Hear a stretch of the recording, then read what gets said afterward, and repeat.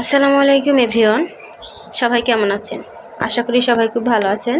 আপনাদেরকে এর আগে আমি কুমড়ার গাছ দেখাচ্ছি, কুমড়ার বাগানে। তো ছাদে হয়েছে এটা গাছ কুমড়া। তো আমি আজকে কুমড়ার পাতার ভর্তা করব, সে লেগে আপনাদের সাথে ভিডিওটা শেয়ার করছি। তো আশা করি ভিডিওটা স্কিপ না করে অবশ্যই দেখবেন শেষ পর্যন্ত।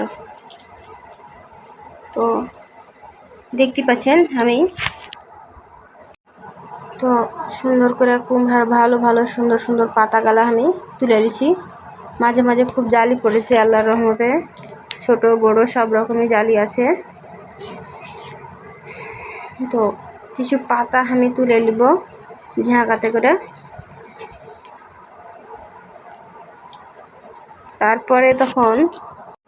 তারপরে চলে যাব নিচে।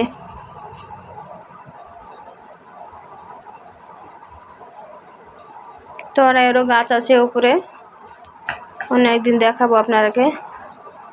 এই যে অনেকগুলো পাতা হয়ে গেছে, এখন চলে যাব। এই যে এরকম করে সুন্দর করে পাতাগুলাকে ছড়িয়ে নিনু। আঁশ থাকে কিছু পাতার শিরাতে শিরাতে, এই যে এগুলো আঁশ দেখেন। এই যে এখানে আঁশগুলো দেখাই কিভাবে আমি আপনারাকে ছড়ায় দেখিয়ে দিই একটাই, যে এই যে আঁশটা সুন্দর করে ছিলে দিই। সুন্দর করে এই আঁশটা ছিলে দিলে পাতাটা নরম হয়, ভালো লাগে। এখন পাতাটাকে সুন্দর করে পাতাগুলাকে ধুয়ে নেব আমি। ধুয়ে নেওয়ার পরে তখন পানি ঝরিয়ে রান্না শুরু করব।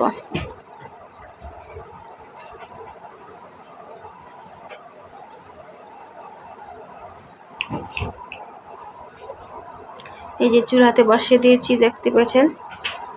এখানে দিয়েছি আমি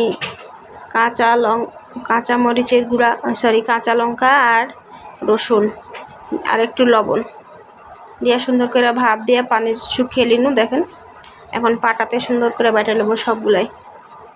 এই যে বাটা শেষ। এখন এখানে নিয়েছি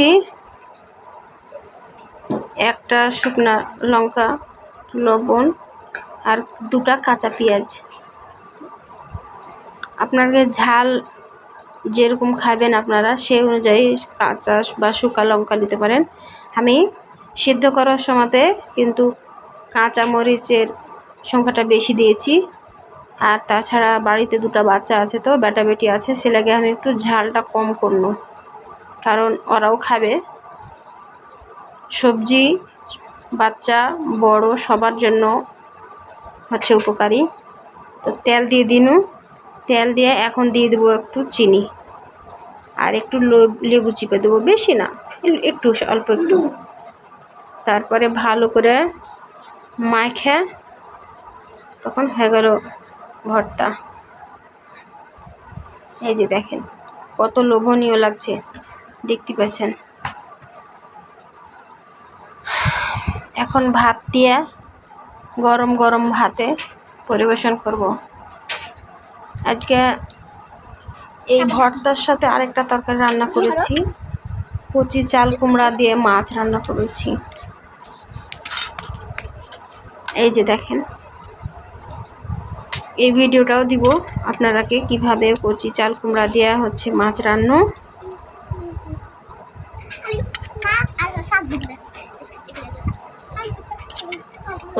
গরম গরম ভাতে এই ভর্তা এত স্বাদ। ভাতের উপরে এখন একটু লেবু চিপা দিন, লেবু চিপা দিয়া এই যে দেখেন কি যে মজা হয়েছে। না না করে খেলে বুঝতেই পারবেন না। অবশ্যই বাড়িতে একবার হলেও ট্রাই করে দেখবেন। আপনার যদি কিছু খেতে ভালো না লাগে, এই কুমড়ার পাতার ভর্তা খেয়ে দেখবেন অবশ্যই।